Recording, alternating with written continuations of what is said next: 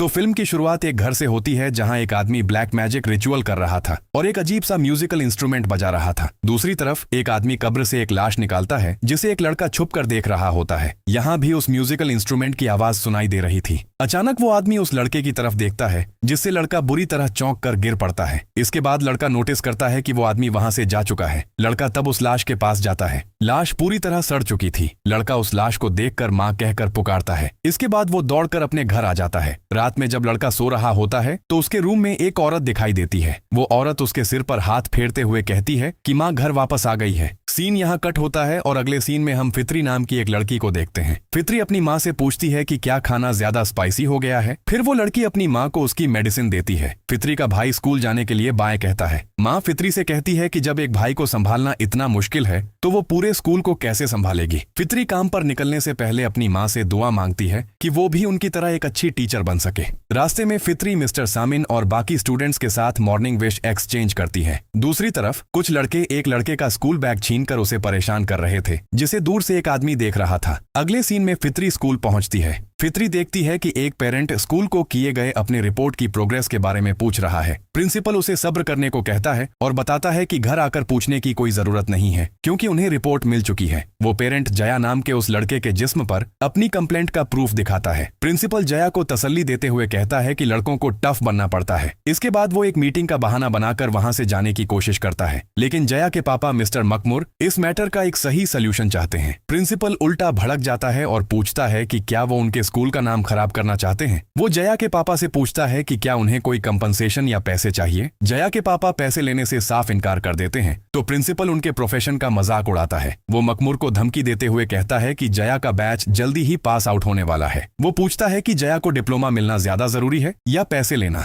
वो आगे वार्न करता है कि अगर यह बात बाहर आई तो स्कूल बंद हो सकता है और बिना डिप्लोमा के जया को भी अपने बाप की तरह कचरा साफ करने वाला बनकर जिंदगी बितानी पड़ेगी। फित्री यह सब देखकर मकमुर को शांत रहने को कहती हैं और उनकी मदद करने का वादा करती हैं। जवाब में मकमुर कहते हैं कि वो सिर्फ इतना चाहते हैं कि उनका बेटा शांति से पढ़ाई कर सके। अगले सीन में फित्री जया से उसके हाथ पर बने चोट के निशान का रीजन पूछती हैं और उसे भरोसा दिलाती हैं कि यह बात सिर्फ उन दोनों के बीच ही सीक्रेट रहेगी। जया कहता है कि इससे कोई फायदा नहीं होगा। टीचर उसे समझाती हैं कि मदद पाने के लिए जया को सच बताना ही होगा। जया घर जाना चाहता है और फित्री के छोड़ने के ऑफर को पोलाइटली मना कर देता है। फित्री जब अपने भाई रिजाल को जया को घर छोड़ने को कहती है तो वो लड़के ताना मारते हुए पूछते हैं कि क्या रिजाल जया का गार्ड डॉग है। रिजाल अपने दोस्तों के साथ वहां से चला जाता है। अगले सीन में एक सोशल गैदरिंग में लोकल मेयर गांव की सड़क बनवाने के डेवलपमेंट वर्क के बारे में बात करता है और बाद में मस्जिद के रेनोवेशन के प्लान की अनाउंसमेंट करता है। यहाँ उस स्कूल के सारे स्टूडेंट्स और टीचर्स मौजूद थे।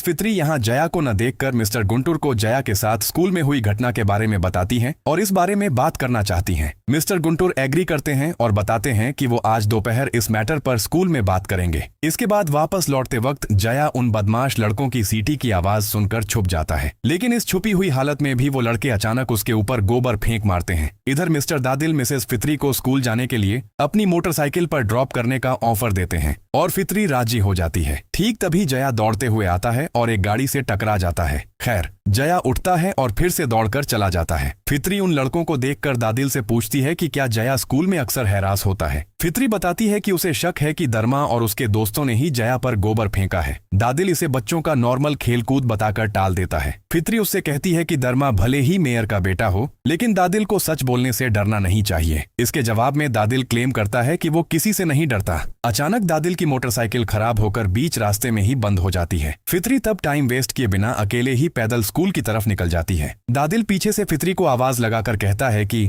किसी पावरफुल आदमी के बेटे से ना डरने वाली बात उसने सिर्फ मजाक में कही थी। असल में पंगे से दूर रहना ही समझदारी है। वो फित्री की मां रहमा का एग्जाम्पल देते हुए कहता है कि उन्होंने भी अपने करियर में कभी किसी लफड़े में टांग नहीं अड़ाई। फित्री इस बात को समझ जाती है और उसे थैंक्स कहती है। फिर फित्री स्कूल पहुंचकर मिस्टर गुंटूर के ऑफिस के बाहर खड़ी होकर उन्हें आवाज देती है और अंदर आने की परमिशन मांगती है। फित्री अंदर घुसकर जैसे ही लाइट्स ऑन करती है वो मिस्टर गुंटूर को मरी हुई हालत में फर्श पर पड़ा देखती है। फित्री बुरी तरह घबरा जाती है और दादिल से मदद मांगते हुए बताती हैं कि किसी ने मिस्टर गुंटूर का खून कर दिया है। दादिल पूछता है कि उन्होंने लाश कहाँ देखी है। फित्री सबको वहां लेकर जाती है, लेकिन वहां कोई लाश नहीं मिलती। दादिल कहता है कि शायद फित्री को देखने में कोई गलती हुई होगी, लेकिन फित्री अपनी बात पर अड़ी रहती है कि लाश वहीं थी और खूनी शायद आसपास ही कहीं है। वो जल्दी से पुलिस बुलाने की रिक्वेस्ट करती है। इसके बाद पुलिस आकर तलाशी लेती है, लेकिन कोई प्रूफ न मिलने पर कहती है कि वो इस मैटर की इन्वेस्टिगेशन करेंगे। वो फित्री को घर वापस जाकर आराम करने की एडवाइस देते हैं और सेल्वी नाम की एक औरत फित्री को घर छोड़ने में मदद करती है। अगले दिन फित्री रिजाल को बताती है कि उसने धर्मा और उसके दोस्तों को जया को हैरास करते हुए देखा है। फित्री रिजाल को वार्न करती है कि वो उनके साथ मिलकर किसी को हैरास न करे। रिजाल इस इल्जाम पर भड़क जाता है और वहां से चला जाता है। इसके बाद फित्री अपनी बीमार माँ को नाश्ता देने जाती है। अपनी माँ के रूम में एक अनयूज्ड ब्लैंकेट देखकर फित्री उसे जया के पापा को गिफ्ट के तौर पर दे देती है और जया को अपने साथ स्कूल ले जाने का ऑफर देती है। मखमूर के राजी होने पर फित्री जया को लेकर स्कूल की तरफ निकल पड़ती है। तभी गार्ड सामिन आकर मखमूर को बताता है कि कल रात उसने स्कूल में मखमूर की कचरे की गाड़ी देखी थी, जिसका कनेक्शन शायद मिस्टर गुंटूर वाले इंसिडेंट से हो सकता है। सामिन कहता है कि वो चाहे तो अपना मुंह बंद रख सकता है, लेकिन मखमूर तो बहुत गरीब है और उसके पास उसे देने के लिए पैसे ही नहीं है। मखमूर तब सामिन को बाहर ही खड़ा रखकर अंदर चला जाता है। इधर फित्री जया से पूछती है कि क्या उसका कोई ऐसा दोस्त है जिससे वो अपने दिल की बात शेयर कर सके, कुछ ऐसा जो शायद वो अपने पापा को बताने में हिचकिचाता हो। जया जवाब देता है कि वो अपनी सारी बातें अपनी माँ के साथ शेयर करता है। दूसरी तरफ सामिन मखमूर को ताना मारते हुए कहता है कि मखमूर पैसे गिनने में बहुत ज्यादा टाइम ले रहा है। ठीक तभी मखमूर उसके सर पर स्टैब करता है और उसे घसीट कर अंदर ले जाता है। इधर वो दोनों स्कूल पहुंच गए थे। तब मिस्टर दादिल आकर मिसेस फित्री को बताता है कि उन्हें मिस्टर गुंटूर मिल गए हैं। फित्री चौंक कर पूछती है कि क्या उन्हें उनकी डेड बॉडी मिली है। फित्री मिस्टर गुंटूर को जिंदा और सही सलामत देखकर राहत की सांस लेती है और साथ ही हैरान भी होती है। गुंटूर बताता है कि वो ठीक है और कल स्कूल से सीधे घर चला गया था। फित्री नोटिस करती है कि गुंटूर बिल्कुल भी नॉर्मल नहीं लग रहा है। फित्री के दूसरी तरफ घूमते ही मिस्टर गुंटूर की बॉडी से कीड़े निकलने लगते हैं। जब वो बाहर आती है तो दादिल कहता है कि गुंटूर पूरी तरह ठीक है, बस थोड़ा पेल लग रहा है।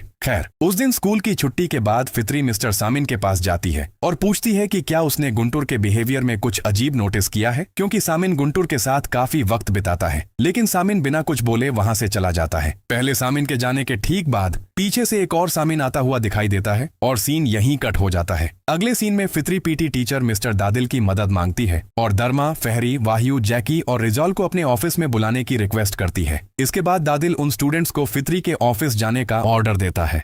फित्री उन्हें बुलाकर जया को हैरास करने के बारे में इंटरोगेट करती है और समझाती है कि नॉर्मल मजाक और घटिया बुलिंग के बीच एक बारीक लाइन होती है। लेकिन धर्मा खुद को बेकसूर बताते हुए फित्री का मजाक उड़ाता है और कहता है कि सच और झूठे इल्जाम के बीच भी एक बारीक लाइन होती है। वो आगे पूछते हैं कि क्या फित्री अब उन पर मिस्टर गुंटूर को मारने और उनकी आंखें नोच निकालने का इल्जाम भी लगाएगी। वो फित्री को अपने ही भाई रिजाल पर भरोसा रखने को कहते हैं और क्लास मिस होने का बहाना बनाकर वहां से निकलना चाहते हैं। फित्री भी उन्हें जाने देती है। स्कूल छुट्टी के बाद सब फिर से जया को घेर लेते हैं और कहते हैं कि किसी ने फित्री के पास उनकी शिकायत की है। वो सब मिलकर यहाँ जया को बहुत मारते हैं। हालांकि फित्री का भाई खड़ा होकर यह सब देख रहा था। इसके बाद वो सब मिलकर जया को घसीटते हुए टॉयलेट ले जाते हैं और धर्मा जया के ऊपर पेशाब करना शुरू कर देता है। रिजाल यह सब बर्दाश्त नहीं कर पाता और कहता है कि मिस फित्री बाहर आ रही हैं। इस पर धर्मा भड़क जाता है और रिजाल को धमकी देता है कि अगर उसने अपनी बहन को अंदर आने से नहीं रोका तो वो फित्री को भी नुकसान पहुंचा सकते हैं। इसके बाद वो जया को उसी हालत में छोड़कर चले जाते हैं। फिर जया घर आकर खुद को साफ करता है, जिसे मखमूर देख लेता है। अगले सीन में जया अपनी माँ को देखता है और उन्हें छोड़कर न जाने की मिन्नतें करता है। इसके बाद जया अपनी माँ को स्टडी रूम में देखता है। अचानक वहां आग लग जाती है और जया की माँ उसकी आंखों के सामने ही जलने लगती है। इसी बीच जया की नींद खुल जाती है। ठीक तभी मिस फित्री आकर उनका दरवाजा नॉक करती है। फित्री दरवाजे के कांच से अंदर किसी औरत को देखती है और ठीक तभी मखमूर वहां आ जाता है। फित्री जब मखमूर से जया के मामले में मदद करने के लिए कहती है तो मखमूर कहता है कि जब प्रिंसिपल जया की प्रॉब्लम सॉल्व नहीं कर पाए तो फित्री कुछ नहीं कर सकती। वो बताता है कि अपने बेटे की सेफ्टी के लिए वो किसी भी हद तक जा सकता है। फित्री घर आती है और अपनी बीमार माँ को दर्द से तड़पता देख उन्हें पानी पिलाती है। माँ अपनी इस पैरालाइज्ड हालत के लिए अफसोस जताती है तो फित्री उन्हें तसल्ली देती है कि वो उन दोनों पर कभी कोई बोझ नहीं थी और दोनों भाई बहन हमेशा उनके साथ हैं। उसी रात फित्री के सो जाने के बाद एक फ्लैशबैक दिखाया जाता है जहां मखमूर जया पर हो रहे वायलेंस की शिकायत करने फित्री की मां के पास आया था। मखमूर गुनहगारों में उस्ताद फहमी के बेटे वाहियू, मेयर के बेटे धर्मा और उसके खुद के बेटे रिजाल का नाम लेता है। सीन प्रेजेंट में वापस आता है और फित्री की मां फजर की नमाज के लिए वुजू करने जाती है। अचानक उनकी चलने वाली लाठी अपने आप गिर जाती है। खैर, वुजू खत्म करके वो लाठी उठाने के लिए नीचे झुकती है, लेकिन लाठी वहां नहीं दिखती। फिर उसे वो लाठी पहली वाली जगह पर ही मिल जाती है। लाठी हाथ में लेते ही पीछे वाले रूम में ऊपर से एक नाइफ गिरती है। वो आगे आकर जैसे ही नाइफ उठाती है कोई उन पर अटैक कर देता है। सुबह फित्री की नींद खुलती है तो वो देखती है कि उसकी माँ बेड पर नहीं है और व्हील चेयर भी वहीं रखी हुई थी। वो टेंशन में आकर अपनी माँ को ढूंढना शुरू करती है। फित्री यह देखकर हैरान रह जाती है कि उसकी पैरालाइज्ड माँ बिल्कुल ठीक होकर अकेले खाना पका रही है। फित्री रिजाल को बुलाकर माँ की इस चमत्कारी रिकवरी को दिखाती है। ब्रेकफास्ट के वक्त वो नोटिस करते हैं कि उनकी माँ की नाक से खून बह रहा है। खैर, अगले सीन में फित्री प्रिंसिपल मिस्टर गुंटूर के पास जाती है। फित्री 12th क्लास के उन एक्यूज्ड स्टूडेंट्स के पेरेंट्स को बुलाने के लिए एक नोटिस पर उनके सिग्नेचर मांगती है, लेकिन गुंटूर उस नोटिस को देखकर अजीब तरीके से फेंक देता है। अगले सीन में मिसेस फित्री दर्मा के मेयर पापा से मिलने आती हैं। फित्री दर्मा के स्कूल में किए गए बुरे बिहेवियर और हैरासमेंट के बारे में बात करती है तो दर्मा को वहां बुलाया जाता है। दर्मा के पापा उसे एक थप्पड़ मारते हैं और पूछते हैं कि क्या उसने स्कूल में कुछ गलत किया है। दर्मा साफ इनकार कर देता है। तब दर्मा के पापा भी इस मैटर को बिल्कुल हल्के में लेकर टाल देते हैं। फिर दर्मा के पापा फित्री की मां के ट्रीटमेंट के खर्च का हवाला देकर उसे कुछ पैसे गिफ्ट के तौर पर देते हैं, लेकिन फित्री वो पैसे लेने से साफ मना कर देती है और वहां से चली आती है। वापस लौटते वक्त फित्री ग्रैनी अती की दुकान पर खाना खरीदने आती है और उन्हें अपनी मां की चमत्कारी रिकवरी की खबर देती है। ग्रैनी अती यह सुनकर अल्लाह का शुक्र अदा करती है। दुकान की टेबल पर दर्मा और उसके दोस्तों का नाम देखकर फित्री ग्रैनी अती से पूछती है कि जब दर्मा और उसके दोस्त यहाँ अड्डा जमाते हैं तो वो क्या करते हैं और क्या जया कभी उनके साथ आता है, लेकिन ग्रैनी अती इस बारे में अपना मुंह खोलने से मना कर देती है। फित्री अती की पोती निसा को देखती है। निसा फित्री को सामिन की तरफ इशारा करके बताती है कि वो आदमी असल में सामिन नहीं है। खैर, फित्री खाना लेकर दुकान से चली जाती है। फित्री घर वापस आकर माँ को फिर से किचन में काम करते हुए देखती है तो वो उन्हें आराम करने को कहती है ताकि उनकी तबीयत फिर से खराब ना हो जाए। फिर फित्री की माँ उसे पत्तों में लिपटी हुई उसकी फेवरेट मछली खिलाती है। फित्री जैसे ही फिश मुंह में लेती है वो उसे थूक देती है और नोटिस करती है कि फिश पूरी तरह सड़ चुकी है। वो अपनी माँ के मुंह से कीड़े निकलते हुए देखती है और डर के मारे वहां से चली जाती है। दूसरी तरफ दर्मा और उसके दोस्त अति की दुकान पर हैंग आउट कर रहे थे। दर्मा रिजाल पर भड़क जाता है क्योंकि उसकी बहन ने दर्मा की शिकायत की थी। दर्मा रिजाल को अपनी बहन फित्री को रोकने के लिए कहता है और रिजाल की माँ के पास्ट में हुए किसी अनरिजॉल्व्ड इंसिडेंट की तरफ इशारा करता है। रिजाल अपनी माँ की इज्जत पर सवाल उठाने पर दर्मा को वार्न करता है। इसके बाद दोस्त मैटर को शांत करने के लिए शराब पीने का डिसीजन लेते हैं। दर्मा किसी भी हाल में जया को ढूंढ निकालने का ऑर्डर देता है। फिर जया को ढूंढते वक्त वायु और फहरी को मकमूर दिखाई देता है। उस्ताद का बेटा होने के नाते वायु बहुत डिसेंट बनने का नाटक करता है और मकमूर से जया के बारे में पूछता है और कहता है कि वो लोग एक साथ असाइनमेंट करना चाहते हैं। मकमूर बताता है कि जया घर पर है और वो लोग वहां से चले जाते हैं। इसके बाद मकमूर उनका पीछा करता है। एक जगह मकमूर उन्हें अपनी कचरे की गाड़ी से टक्कर मारकर गिरा देता है। फिर वो एक रॉड उठाता है और सीटी बजाते हुए सीधे वायु के गले में रॉड घुसाकर खींच लेता है। इसके बाद वो वायु के पेट में लगातार रॉड स्टैब करने लगता है। अपनी आंखों के सामने वायु को बेरहमी से मरता देख फहरी मकमूर के आगे माफी मांगने लगता है, लेकिन मकमूर सीटी बजाते हुए फहरी को भी वायु की तरह ही बेरहमी से मार डालता है। इसके बाद वो उनकी लाशों को कचरे की गाड़ी में डालकर अपने घर ले जाता है और फहरी और वायु के नाम के 2 डॉल्स लेकर एक ब्लैक मैजिक रिचुअल शुरू करता है। दूसरी तरफ फित्री घर में कुरान पढ़ रही थी। तभी मकमूर के पास रखा फित्री की माँ का डॉल हवा में उड़ते हुए मकमूर के सामने आ गिरता है। इधर फित्री अचानक अपनी माँ को अपने ठीक पीछे खड़ा देखती है। फित्री तब अपनी माँ को बताती है कि आजकल उसके साथ हो रही अजीब घटनाएं उसकी समझ में नहीं आ रही हैं और वो उनकी सेफ्टी को लेकर डर रही है। माँ उसे अल्लाह पर भरोसा रखने और न डरने को कहती है। दूसरी तरफ अति बीमार फील करती है, इसलिए वो दर्मा और बाकी लोगों को ज्यादा रात तक न रुकने को कहती है। वो जाकी और रिजॉल को दुकान बंद करने की रिस्पॉन्सिबिलिटी देकर चली जाती है। ठीक तभी फहरी और वायु वापस आते हैं। दर्मा जया को न पाकर भयंकर गुस्से में आ जाता है और कहता है कि कल वो स्कूल में ही जया को पकड़ेंगे और किसी भी हाल में भागने नहीं देंगे, और यह कहकर चला जाता है। जाकी उन दोनों की बॉडी से आती तेज बदबू नोटिस करके पूछता है कि क्या वो किसी कचरे के ढेर में गए थे, लेकिन वो कोई जवाब नहीं देते। इसके बाद रिजाल घर वापस आता है। माँ रिजाल को खाने के लिए बुलाती है तो रिजाल अपनी माँ से माफी मांगता है कि वो एक अच्छा बेटा नहीं बन पाया। वो बताता है कि वो टाइम पर अच्छे रिजल्ट के साथ अपनी पढ़ाई पूरा करना चाहता है ताकि माँ फित्री की तरह उस पर भी प्राउड फील कर सके। खैर, बेटे की बात सुनने के बाद माँ उसे खाना शुरू करने को कहती है और खुद अजीब तरीके से खाना खाने लगती है। दूसरी तरफ जाकी नशे में धुत होकर उल्टी कर रहा था। ठीक तभी मकमूर आकर सीटी बजाता है। फिर मकमूर सीटी बजाते हुए उसे बेरहमी से मारना शुरू कर देता है।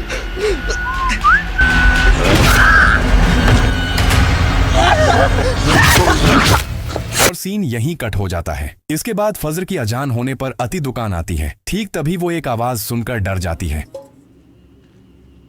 अचानक मखमूर उस रॉड को लेकर अति पर अटैक कर देता है। इसके बाद वो अति का गला दबोच लेता है और अति के हाथ से स्पून छीनकर उसके गले में घुसा देता है। उसी वक्त फित्री दुकान के पास से गुजरते हुए अंदर एक आवाज सुनती है और विंडो से झांक कर देखती है कि कोई अति को मार रहा है। फित्री से आंख मिलते ही मखमूर वहां से भाग जाता है। तब फित्री दुकान का दरवाजा खोलने की कोशिश करती है, लेकिन दरवाजा अंदर से लॉक था, इसलिए फित्री मदद के लिए आसपास दौड़ती है। वो कहती है कि कोई ग्रैनी अति को मार रहा है और लोगों से दरवाजा खोलकर मदद करने की रिक्वेस्ट करती है, लेकिन कोई दरवाजा नहीं खोलता। आखिर में फित्री मखमूर के पास भाग कर जाती है और बताती है कि ग्रैनी अति की दुकान में किसी ने उनका खून कर दिया है। वो मखमूर से जल्दी उसके साथ चलने की रिक्वेस्ट करती है। मखमूर उसके साथ जाता है। वो स्पॉट पर पहुंचकर देखते हैं तो वहां कोई खून से लथपथ बॉडी नहीं मिलती, बल्कि सब कुछ नॉर्मल लगता है। इसी बीच अति दुकान में एंटर करती है। फित्री डर जाती है। तब निशा बताती है कि वो असल में ग्रैनी अति नहीं है। मखमूर जब वहां से जाना चाहता है तो फित्री उसे समझाने की कोशिश करती है। फित्री कॉन्फिडेंटली कहती है कि उसने ग्रैनी अति के गले में स्टैब होते हुए देखा है और खूनी अभी भी आसपास ही है। वो अफसोस जताती है कि गांव वाले उस पर विश्वास क्यों नहीं करते। मखमूर उसे बताता है कि इस गांव के लोग अपनी आंखों के सामने गलत होते देखकर भी मुंह नहीं खोलते, तो जो उन्होंने देखा ही नहीं उस पर क्या बात करेंगे। वो फित्री को चुप रहने की एडवाइस देता है और कहता है वरना लोग उसे पागल समझेंगे। तब फित्री निराश होकर लौट आती है। अगले सीन में फित्री रिजाल को बताती है कि उसे माँ के बिहेवियर पर शक हो रहा है, क्योंकि माँ बार बार एक ही खाना पका रही हैं। रिजाल का मानना है कि यह उनकी असली माँ नहीं है। ठीक तभी माँ आकर उन्हें अपना खाना खा लेने को कहती हैं। अगले सीन में दलील मिस्टर गुंटूर के ऑफिस में कुछ डॉक्यूमेंट्स सबमिट करने आता है। उसे वहां एक अजीब सी बदबू आती है और उसके हाथ से लगकर पेन स्टैंड नीचे गिर जाता है। पेन उठाते वक्त दलील नोटिस करता है कि मिस्टर गुंटूर के पैर सड़ चुके हैं।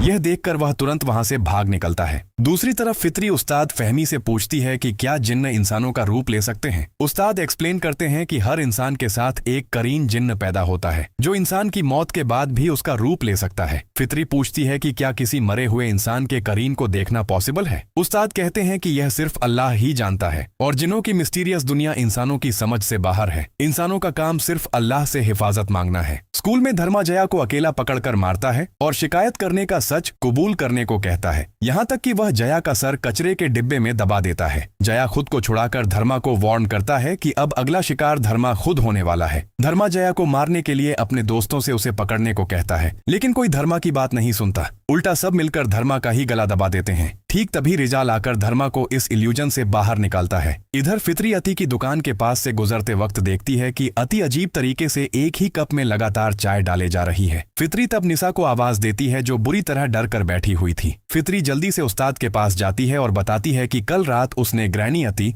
मिस्टर गुंटूर, समीन और अपनी खुद की माँ को एक ही अजीब हरकत बार बार करते हुए देखा है। उनके जिस्म पर कीड़े थे और उनसे लाश सड़ने जैसी भयानक बदबू आ रही थी। फित्री एक ऐसी दुआ मांगती है जिससे यह पहचाना जा सके कि वे इंसान हैं या करीन जिन्न। उस्ताद उसे कुरान की एक दुआ लिखा पेपर देते हैं और कहते हैं कि इसे पढ़ने से सच सामने आ जाएगा। ठीक तभी उस्ताद का बेटा वायु आता है तो फित्री वहां से चली जाती है। अगले सीन में उस्ताद नमाज खत्म करते हैं तो वहां मौजूद नमाजियों को एक भयानक और नाबर्दाश्त होने वाली बदबू फील होती है। सबके जाने के बाद वे अपने पीछे अपने बेटे को देखते हैं। उस्ताद अपने बेटे वायु में कुछ अजीब नोटिस करते हैं और अल्लाह से माफी मांगने लगते हैं। इसके बाद वे जोर जोर से सूरह जिन्न पढ़ना शुरू कर देते हैं। तब वायु का चेहरा भयानक हो जाता है और अचानक वह गायब हो जाता है। अगले ही पल वह ठीक उनके सामने आ खड़ा होता है और उस्ताद डर के मारे दौड़कर बाहर आ जाते हैं और वायु को ढूंढने लगते हैं। यहाँ उन्हें किसी की प्रेजेंस फील होती है। अचानक पीछे से मखमूर उन पर अटैक कर देता है और सीन यहीं कट हो जाता है। इधर फित्री नमाज खत्म करके दुआ मांगते वक्त घर में किसी इविल स्पिरिट की प्रेजेंस फील करती है और चेक करती है। ठीक तभी उसकी माँ उसे खाना खाने के लिए आवाज लगाने लगती है। तब फित्री सूरह जिन्न की शुरुआती आयतें जोर जोर से पढ़ना शुरू करती हैं।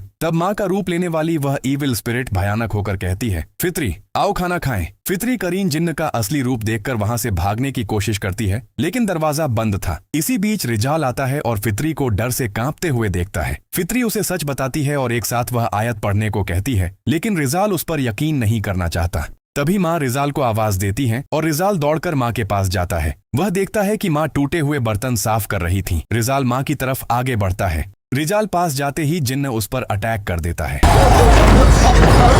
फित्री किसी तरह अपने भाई को छुड़ाती है और घर से बाहर निकल जाती है। फित्री रिजाल को बताती है कि यह उनकी माँ नहीं है, बल्कि माँ का करीन जिन्न है। वह मिस्टर गुंटूर, मिस्टर समीन और ग्रैनी अति का एग्जाम्पल देकर बताती है कि वे सब दरअसल मर चुके हैं और अब उनके करीन जिन्न उनका रूप लेकर घूम रहे हैं। यहाँ समीन को देखकर फितरी रिजाल के साथ सूरह जिन्न की आयत पड़ती है। तब उन्हें समीन का असली खून से लथपथ चेहरा दिखाई देता है। वे अति की दुकान पर जाकर सूरह जिन्न पढ़ते हैं और अति का भयानक चेहरा देखते हैं। इसके बाद फितरी और रिजाल उस्ताद के घर जाते हैं। उस्ताद दरवाजा नहीं खोलते तो फितरी साइड में जाकर उस्ताद के करीन को देखती है और रिजाल दूसरी तरफ जाकर वाहियू के करीन को देखता है। फितरी और रिजाल समझ जाते हैं कि असली वाहियू और उसके पापा अब जिंदा नहीं हैं और ये उनके करीन जिन्न हैं। वे किसी तरह वहां से भाग निकलते हैं। फितरी रिजाल को लेकर मेयर के घर यानी धर्मा के पापा के घर जाती है। फितरी मेयर को बताती है कि गांव में एक के बाद एक मर्डर्स हो रहे हैं। मेयर पूछते हैं कि कहां हो रहे हैं। तब फितरी बताती है कि बाहर से गांव वाले नॉर्मल दिखते हैं, लेकिन जब वह सूरह जिन्न की आयत पढ़ती है तो उनका रूप एक भयानक चीज में बदल जाता है। फितरी अपना डर जताती है कि उसकी मां समेत बहुत से लोग इसका शिकार हो चुके हैं और पूरा गांव खतरे में है। धर्मा फितरी की इन बातों को मेंटल इल्यूजन कहकर उसका मजाक उड़ाता है और उनकी मां पर घटिया ताने मारता है। ये सुनकर रिजाल भड़क जाता है और धर्मा पर अटैक कर देता है, जिससे दोनों में हाथापाई शुरू हो जाती है। फितरी उन्हें रोकने की कोशिश करती है और मेयर के लोग फितरी से कहते हैं कि वह रिजाल को लेकर तुरंत वहां से चली जाए। बाहर आकर फितरी और रिजाल डिस्कस करते हैं कि क्या इन सारे अजीब चेंजेस का कनेक्शन जया से तो नहीं है। रिजाल कन्फेस करता है कि फहरी और जैकी भी स्कूल में बहुत अजीब बिहेव कर रहे थे।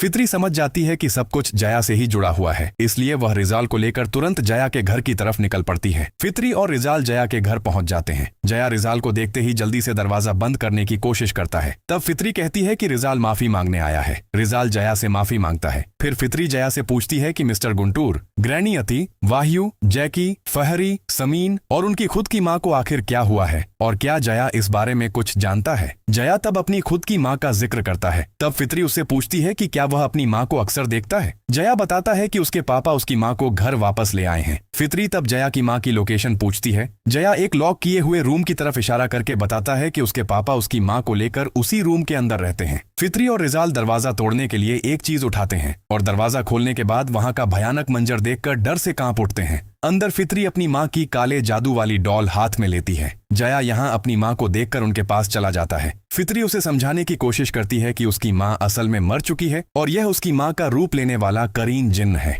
फितरी जया को समझाने में फेल होकर सूरह जिन्न की आयत पढ़ती है। आयत पढ़ना खत्म होते ही जया की माँ का चेहरा भयानक हो जाता है और वह करीन फितरी का गला दबोच लेती है। रिजाल तब अपनी बहन को बचाने के लिए जया की माँ की उस डॉल को आग में डाल देता है। इससे वह करीन जलकर भस्म हो जाती है। इसके बाद रिजाल फितरी को चेक करता है तो फितरी बताती है कि वह ठीक है। जया तब भी अपनी माँ के लिए बुरी तरह रो रहा था। रिजाल फितरी के हाथ से उनकी माँ के नाम वाली डॉल लेता है और कहता है कि माँ चली गई हैं, लेकिन फितरी को पूरा यकीन था कि माँ अभी भी इसी घर में मौजूद हैं। रिजाल इस पूरी घटना के लिए खुद को गुनहगार मानता है। फितरी उसे तसल्ली देती है और कहती है कि इसमें रिजाल की कोई गलती नहीं है। फितरी तुरंत वहां से निकलने का फैसला करती है। वह रिजाल को उन डॉल्स को साथ लेने को कहती है और जया को अपने साथ आने के लिए बुलाती है। इधर मकमूर आखिरकार धर्मा के घर में घुस जाता है और उस पर अटैक कर देता है। हाथापाई के दौरान धर्मा मकमूर का मास्क निकाल फेंकता है। मकमूर धर्मा को फूलों के गमले से मारता है और उसकी एक उंगली काट लेता है। धर्मा खुद को बचाने की बहुत कोशिश करता है, लेकिन मकमूर उसे बेरहमी से मारता रहता है।